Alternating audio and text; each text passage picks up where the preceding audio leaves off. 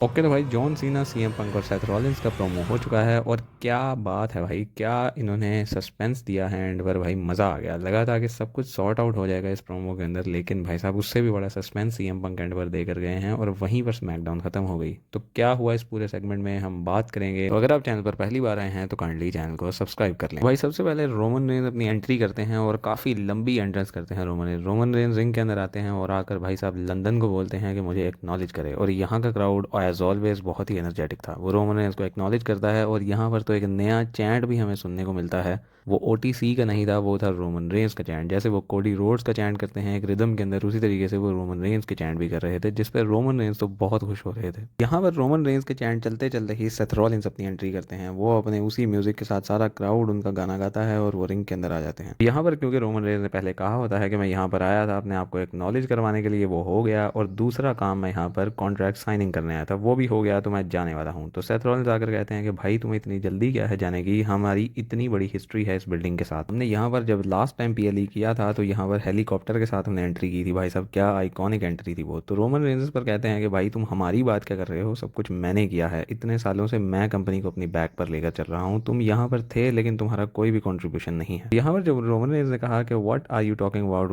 We died a long time ago, तो मुझे वहाँ पर शील्ड का ब्रेकअप याद आ गया। और भाई साहब क्या ही दुखी दिन था वो। इनकी बातें करते करते ही the best in the world CM पंक आ जाते हैं। सीएम पंक का गाना गाता है क्राउड और सीएम पंक भी रिंग तक पहुंच जाते हैं। और सीएम पंक आकर कहते हैं कि मैं भी यहाँ पर दो कामों के लिए आया हूँ, एक ये चिंगम चबाने के लिए और दूसरा मैं यहाँ पर कॉन्ट्रैक्ट साइन करने आया हूँ। जब वो कॉन्ट्रैक्ट को पकड़ते हैं तो वो उसमें से कुछ ढूंढना स्टार्ट कर देते हैं, जिस पर रोमन रेंज काफी पिस ऑफ होते हैं और कहते हैं कि यार तुम्हें कॉन्ट्रैक्ट पढ़ना नहीं आता और तुम्हें साइनिंग भी नहीं करनी आती होगी। भाई देखो जाके क्लॉज एक का नाम लेते हैं और कहते हैं उस क्लॉज को देखो जो तुम चाहते थे वो हो गया है। तो भाई यहाँ पर क्या हो गया था वो देखने वाली बात थी। रोमन रेंज पॉल हेमन को कहते हैं कि भाई इसकी मदद करो यार, ये नल्ला है। इसके ऊपर पॉल हेमन उनके पास जाते हैं और उनकी मदद करते हैं कि भाई साहब ये वाली क्लॉज पढ़ो, जो तुम चाहते थे वो हो गया, तुम्हारा फाइनली ड्रीम पूरा होने वाला है। और वो ड्रीम था रेसलमेनिया को मेन इवेंट करने वाला। हाँ जी भाई साहब, यहाँ पर उन्होंने अनाउंस कर दिया कि इन तीनों का ट्रिपल थ्रेट मैच जो है वो नाइट वन का मेन इवेंट होगा। इस बात पर मुझे खुशी भी हुई और दुख भी हुआ। खुशी इस बात की कि रोमन रेंज अपने करियर का 10th रेसलमेनिया मेन इवेंट करने जा रहे हैं और सीएम पंक का भी ड्रीम पूरा होने वाला है, जो कि वो हमेशा से चाहते थे, जिसके पीछे वो कंपनी को छोड़कर चले गए थे और पाइप बॉम्ब भी लगा गए थे। यहाँ पर मेन इवेंट का डिसाइड होना बहुत बड़ी चीज़ थी और बहुत ही ज़्यादा भाई गूज बम्स आ गए। आप मुझे अपना ज़रूर बताइएगा।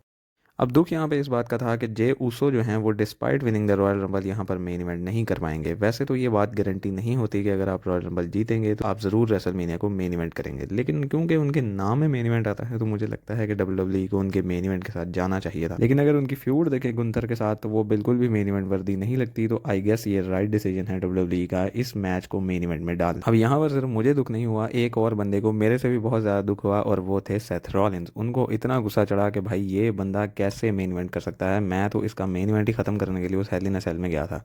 लेकिन क्योंकि रोमन रेंज ने ऐसा नहीं होने दिया तो ये बंदा आज मेन इवेंट करेगा।